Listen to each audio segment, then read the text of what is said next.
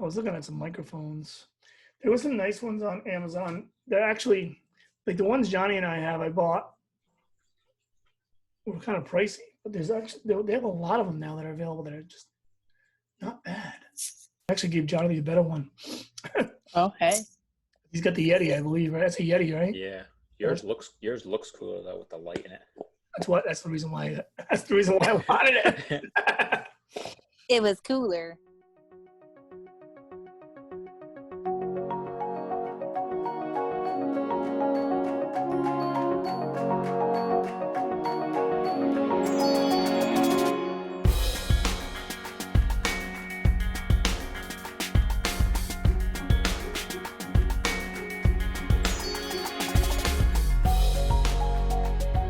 What's up, guys, and welcome to Quick Diz News, episode number 2. I'm your host, Tim LeBeau, along with Sarah Castano. Hey, howdy, hey. And John Castano. Hello. All right, so episode 1 went well last week, and so we're hoping that episode 2 goes just as well. Please like, subscribe, and review the podcast if you get a chance. And without further ado, Sarah, what do you got for headlines? We have a couple updates before we get into the big headlines this week. Just a quick follow-up to last week's story where we discussed that Disney announced launching their new online platform, Disney's Magic Mobile Pass. It is already showing up on Apple devices where the MDE app is downloaded. And when you select it, it just kind of comes up with this coming soon message for guests explaining what the Magic Mobile Pass is and how it will be used. But it was kind of cool to see that there's follow-up to this story that we kind of said last week. Cool. We also have a little bit of an update on Tron.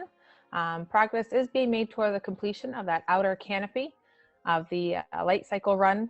The canopy and the skeleton were completed earlier this week. At least it's what people can see from within the park as compared to Shanghai's design. And it leaves the remaining outdoor work of hardscaping in that pathway construction. So it's not currently known what the status of the interior is, but I kind of had the idea that if the majority of the emphasis of the work is being done in the exterior, the interior is either complete or needs some very minor work. Tron is a funny thing because we made a video about it last year about it being underhyped, and it's completely underhyped.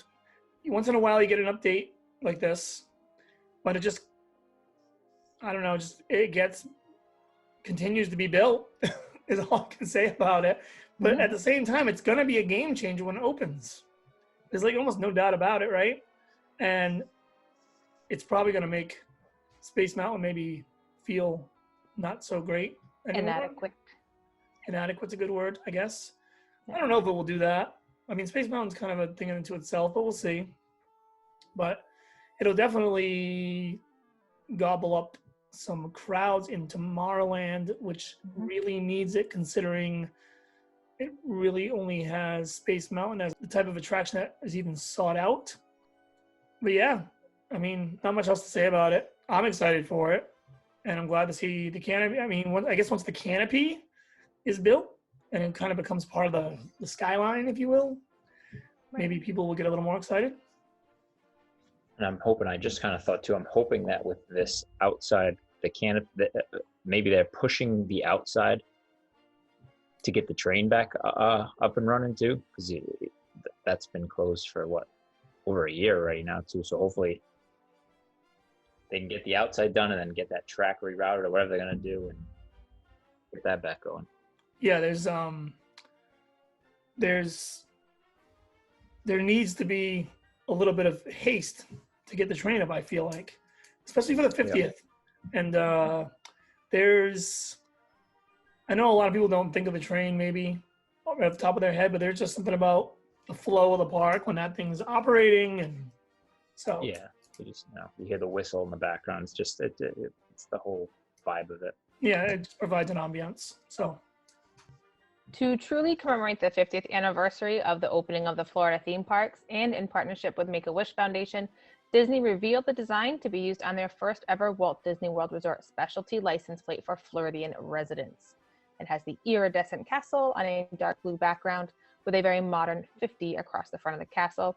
It's currently available for a $25 pre-sale cost in addition to any of the state and local fees. And then 100% of all the proceeds will go to benefit the Make-A-Wish Foundation of Northern and Central Florida. This is something I've never thought about. But now that I have thought about it, I am kind of surprised that Disney hadn't done this before or hadn't just been doing this all along. And I didn't realize, like, even in all 50 states, really? I would imagine they would sell a lot of those. Like if they offered them here right now, like at the same time as they're doing down there, I would consider maybe getting one. I know Make-A-Wish Foundation has plates in other states, and I have frequently wondered why Florida didn't already have a Disney resort themed plate, but it makes sense that, you know, usually the ones you see are for, say, the manatees, you know, those kind of proceeds and what's the word I'm looking for? Charitable, you know, foundations. And so it makes sense that, okay, you've got an anniversary to celebrate and it's going to go to Make-A-Wish, which Disney is a very popular Make-A-Wish location. So yeah, that makes sense. Not too much to talk about there though. No. Johnny, do you have anything to add to the? No, I mean, I think it's good. Anything to help the Make-A-Wish thing. But I mean, as far as like personalized license plates and all that stuff, I don't know. It doesn't do anything for me. I mean, I like you said, I'm surprised it hasn't been done because it's something so simple to make money. But I'm sure, you know, people will get, you know, they'll do good business on them, I think. If they charge $25 a plate, I'm talking regular time now, not even being involved with Make-A-Wish, just in general, they would probably sell 1,000 per state.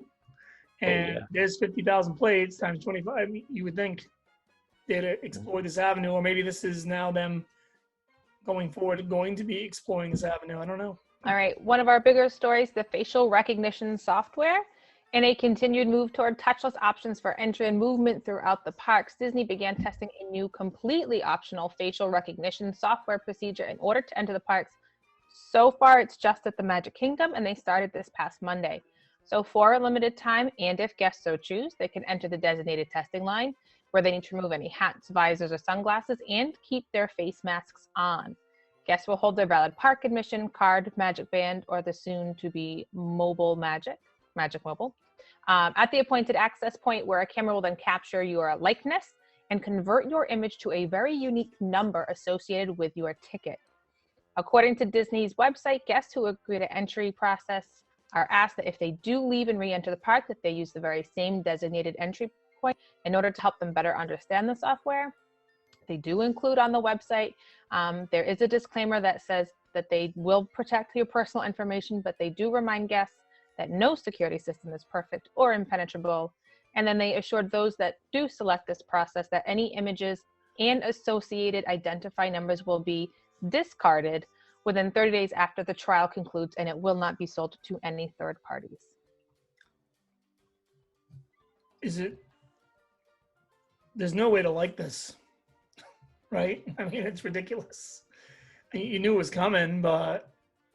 I mean, I understand they're trying to get rid of touch points and they used to do the fingerprint. It just seems odd to take your image, convert it to a number, and then connect your number to your ticket number. Why wouldn't they just keep your image associated with your card? Like a BJ's card membership or a library or your license. I don't know. Facial recognition is one of those technologies that's scary. There's not much left after that. But they were using a fingerprint already. I mean, it's not like they don't own you. Yeah, I mean, there's so many cameras that they probably, I mean, your image is already all over Disney computer stuff anyway. And they need to, because I was talking to Carrie earlier about this, or the other day about this, they need, like, pass holders have to provide something. So what happened, like, you guys just went recently. So what happens right now as a pass holder? You just scan and go in? Yeah. Yeah. Nothing. So if I went to Florida next week, I could just run to your house, grab your passes, and use them? Right now you could, yeah. Well, in the stores, I know they did ask to see Well, no, just form of that's a store, but he could just ID, he but could just as take far our as getting in the park, he could Yeah. take our card and just get in the park. There was no, they don't want you to. There's no other identification at all.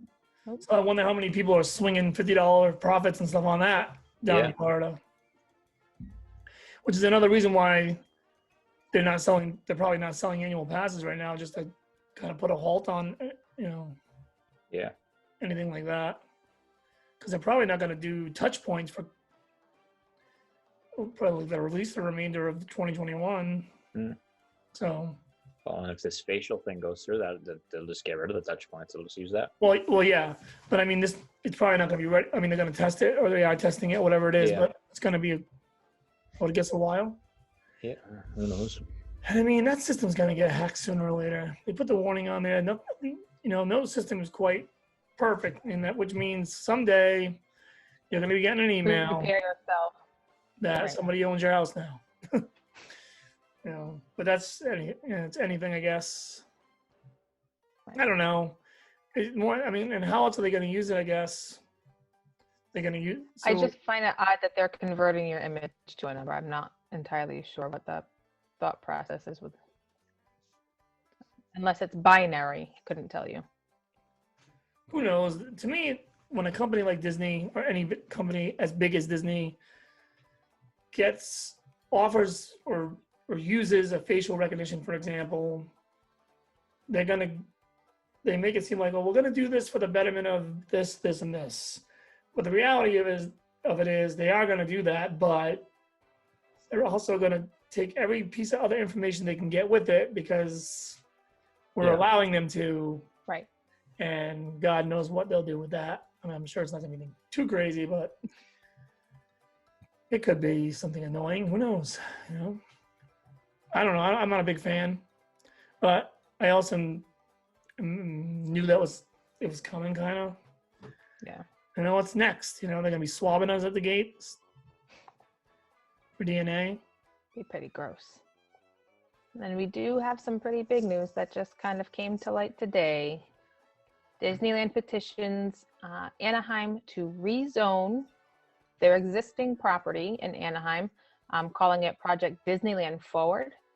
It was a way to, there's very limited information out right now, but kind of alleviate the restrictions that Disney's encountering in their ability to continue investing in Anaheim.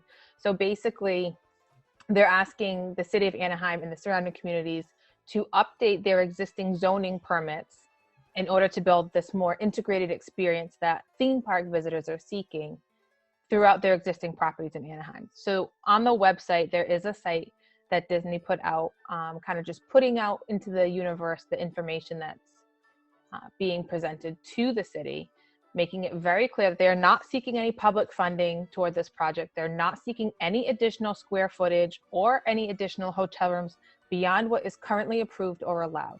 So they're not looking to expand per se. They're just looking to rezone the properties they already have in an effort to better use them and invest in California. The wording on it made me kind of get the feeling that if they cannot invest, there's no growth in California. And that's the original park. So there's that sentimental value there too, but the wording on saying how they are going to invest in Anaheim was just concerning. Well, there's only so much they can do in Anaheim. Mm-hmm. And what it feels like to me is because of the popularity, you would think Disney had reached the peak in its popularity over time and it would just plateau off, but it actually hasn't. Channels like ours and other thousands of others or whatever, I think fuel the fire, and the fact that our people that grew up,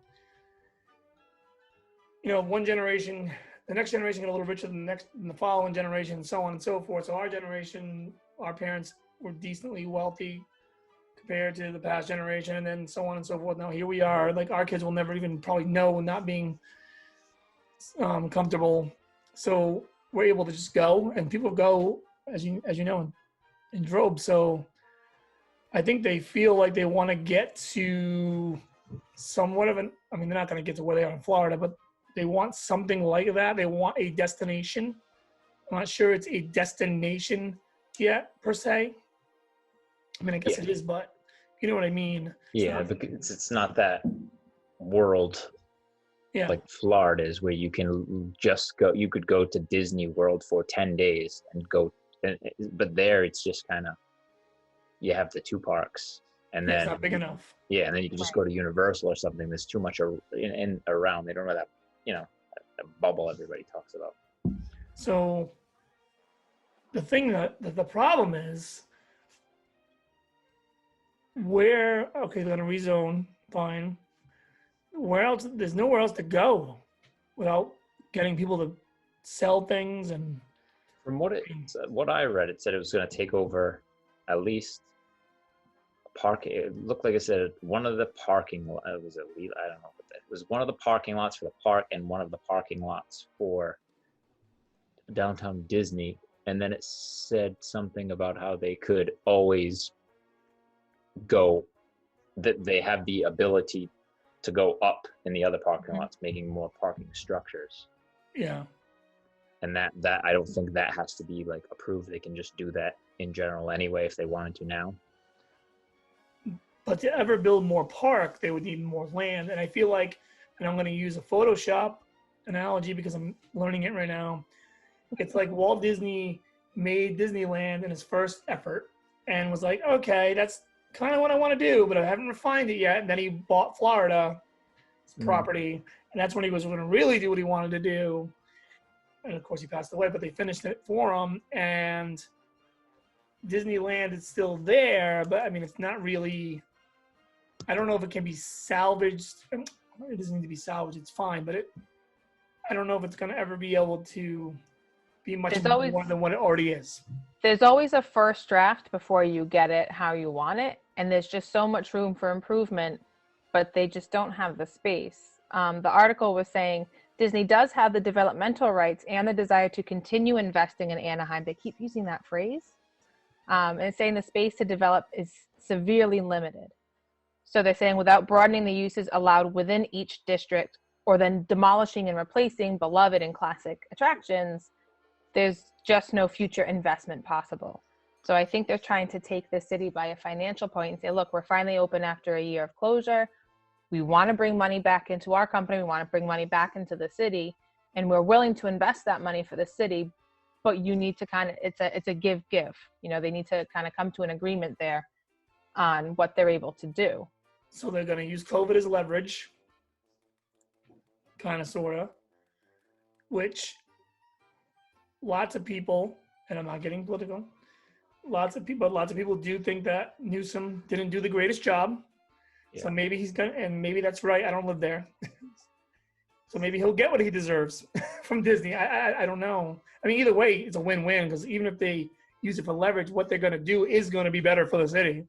There's no way around it. I mean, what is Anaheim going to offer that's going to be any better, cleaner, more family-oriented, or make more money than what Disney can do? They're going to end up buying, they're going to have to find some kind of property within 10 miles if they ever want to, and just kind of, I don't know. Well, unless too also if they're trying to turn these backstage areas that are, I don't know if, like, depending on how close these things are to like main roads and stuff, if they're not allowed, this has to be backstage storage stuff, unless they're just trying to turn that into enhancements for the park, and then they can put these backstage areas in smaller, like put that, what is the word? Like just put them more in compact places type of thing. Like if they're not allowed, like if this, like whatever this area is zoned for a parking lot, but let us rezone it for an amusement ride or something, it seems like if it's all said and done, a lot of this there's not going to be a lot of backstage areas, basically. That's their only, if they don't want to buy more stuff, that's like their only option. So that probably is a big part of this rezoning type thing. And I don't know. And they can't you have to offer new attractions every so often, no matter who Yeah. you are, to continue your business. And what they've basically done, minus Galaxy's Edge, which also took up pretty much the remaining amount of property they had, and we'll get into that in a second, I think, because Galaxy's Edge, we'll just get into it right now. I guess Galaxy's Edge isn't I don't think is what they thought it was going to be either, in the sense of fanfare and attendance. So if that ends up being the case, then that was, I don't want to call it a bust, but it was an all-in kind of thing that might, I don't know. We'll see where Galaxy's Edge is in 10 years, because I like the sequel trilogy, but most people don't think it's memorable. So I wonder what's going to happen down the road with that. But what I was getting at is what they basically have done is reskin things to promote new rides. They reskin Tower of Terror. They reskin Pixar Pier, which can we all agree might possibly be the most blatant. Yeah. You know what I'm going to say? I don't know how I want to word this. It was such a cheese ball reskin. Yeah. I guess. Right. It was just like the quickest way they could. It's like it's Pixar Pier now. It's like, okay. Yeah. They put a few things, put a few things on the roller coaster and redid that ride from A Bug's Land. So you reskinned the land. Yeah. Have they ever reskinned the land before? I don't think so. They built new lands. I don't think they've ever taken an existing land and reskinned it until now. But again, they're running out of room. Yeah. So I guess what I'm trying to say is, like, sooner or later this is going to come to a head. Like, something's going to have to go that you would never think would go if they want to get something new in there. Like, at what point does the Matterhorn just become irrelevant enough for them to be like, well, that's got to get out of there. We're going to put a new, more state-of-the-art coaster in or something? I don't know. The website did provide maps with the original zoning and what the zones were approved for and how much of that is being used now. And so the original zoning was approved back in the 1990s. So you're looking at 25 years plus, So yeah, and they've been poking around at it anyway. Eisner's been wanting to do this since he was in there. And I mean, California Adventure is built on a parking lot, which I understand. It's what they had left. I mean, Disneyland USA was built on a parking lot. Wink, wink. Not really. But no, but seriously, like, I don't know. I'd like to see him be able to put a third gate or something like that down the road, and I don't think they're ever going to build another resort anywhere else in the country, because that would just be kind of weird because of, like, flow. I don't know there'd be enough people for that to warrant that. But there'd have to be the climate for it too, though. That's the other thing. But I always wondered why, like, they never did, like, put up a few seasonal parks around the country and then have, like, you could put almost not Six Flags style, but you could put like a Disney theme park in the Northeast, and it doesn't have to be like pristine.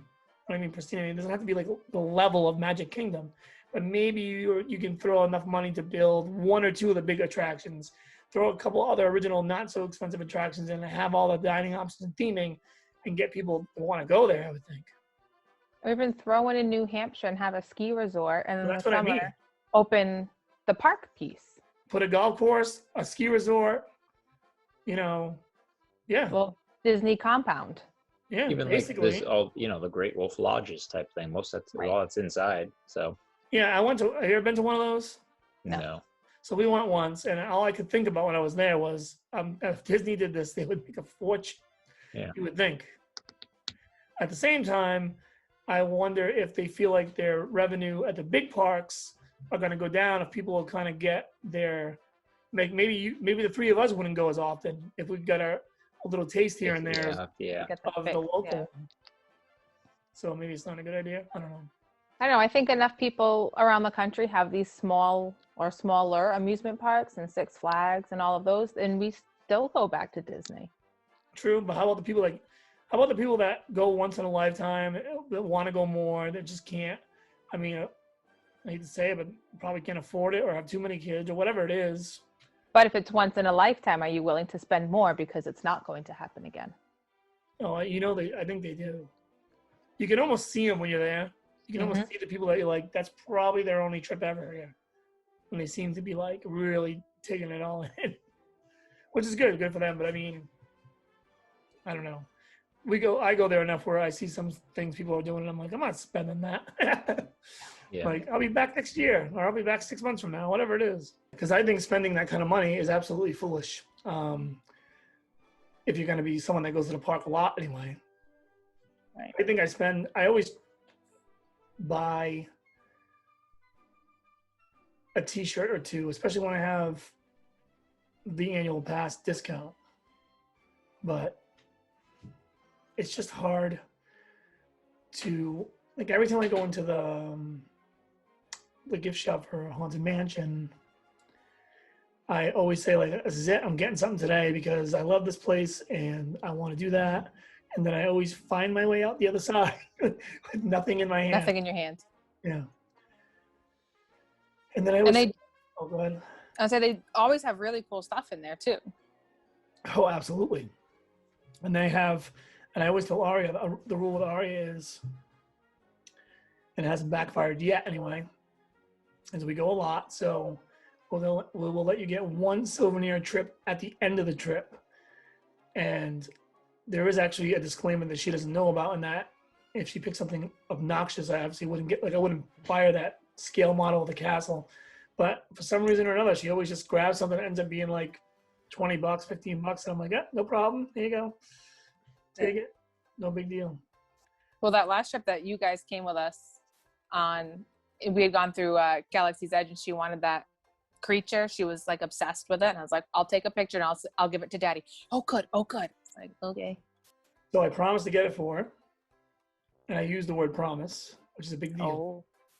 And then when we were going to leave the last day, she brought it up, and I was like, well, and Carrie and I were like, well, and she started to tear up a little bit. And I'm like, I was like, Aria, I told you 1,000 times, you're going to be a kid that probably goes to Disney World 12 times before you're 18. There'll be no crying about not getting anything. And then she looked at me, and she's like, with tears in her voice, and was like, but you said you promised. And I was like, yep, we're going to get it. I did promise, and I'm not going back on it. Oh, what a good dad. Well, you can't, I mean, plus, I mean, even that wasn't that big of a thing. And that was a little pricier than most. Now yeah, because it's from, the $20 once, that was maybe $35 or something. Yeah. And she's kind of over it, and it's a decoration for my room, so whatever. So it's a win-win. More or less. Yeah, it's fine.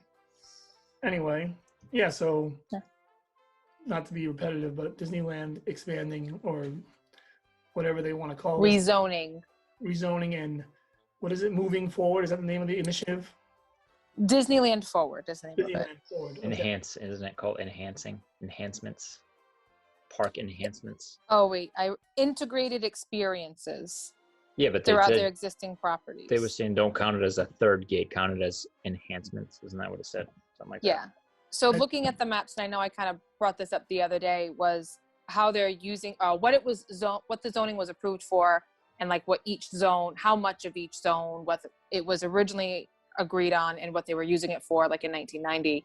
And then you compare it to today, and there's really not much space left. Like there's some parking space, there's some shopping district areas, but for the most part, the park space itself is almost completely at capacity. There's only a very small piece of the map that was zoned for park property that's not being used. And I don't know what the scale factor is on that. I don't know how much space it is, but if they're looking to rezone so they can do more of those integrated experiences, that could be, the restaurants that have a themed thing to it, or, your hotel into the park, or any number of those things, but it's not going to exceed additional square footage or hotel rooms.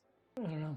Yeah, and I think they have to be very careful with the with like the city council too, because of the whole situation they had with, they were going to put the new it was like going to be the new tower in downtown Disney, and they decided to move it so many feet over, and the city council was very like, well, that's not what you originally said, so they scrapped it. So I think like all this has to be like super black and white, just because they don't want to have fall into that thing again. You would think Disney would just, you would think they'd have all the leverage no matter what. Because what if they were just like, you know what, we're done, then we're leaving, bye. Yeah. They need, they want them there. Right, they're clearly a big part of the income for that city and that district. And when they kept using that phrase, continue to reinvest, I'm thinking, I mean, what are they going to do? Where are they going to go? Are they just going to close up shop on the original? There's too much sentimental value in Disneyland as the original park that Walt built to just completely abandon it, move shop somewhere else. Yeah. Well, the reinvest thing too is like they really want to show we're doing this not just for us, but we're doing it for the city. They want to like, keep using that reinvest in the city thing type to show they're there for the community too. Yeah, that's what that's all about, I think, is we're going to show we're all about the community. I mean, think about the jobs, think about the tax. Yeah, they are in a way. Tourism for that. In a greedy corporate way, they are, I don't know. I mean, someone said it last night about, when you go to Disneyland, it's what else can it, we've discussed it when we talked about, taking the boys. Okay, there's Knott's Berry Farm. What else is in that? Because there's only 2 parks. When you live on the East Coast and you're available to go to Disney World, where there's 4 parks and 4 very different experiences, and then there's water parks and there's other things around. You look at the other coast, there's only 2, and they're significantly smaller than the ones that are in Florida. Yeah, and for people like us on the East Coast, it's almost like doesn't seem worth it. Although Knott's Berry Farm does seem like it's worth a visit. I've heard great things. Mm. Oh yeah, if we go over there, we're going there. That's a no-brainer. It's gonna be Disney, Universal, Knott's. You can go to their Legoland over there too. Go to all those things. I think there's another thing we looked at too. Might have been Legoland. Six Flags Magic Mountains around there too. Mm-hmm. I've been to that one. That was the same time I went to Disney, and it's vague, but I do remember it being cool. Like better than most Six Flags parks that you experience. All right, so we're out of here. We'll see you guys later, and don't forget to check out the channel. Check out the Quick Disc Take YouTube channel, Quick Disc Take Facebook page, and the Quick Disc Take podcast every week on Tuesdays, where we have all kinds of fun with the parks and attractions and random celebrities. And stay tuned for next Saturday for more news. See you later.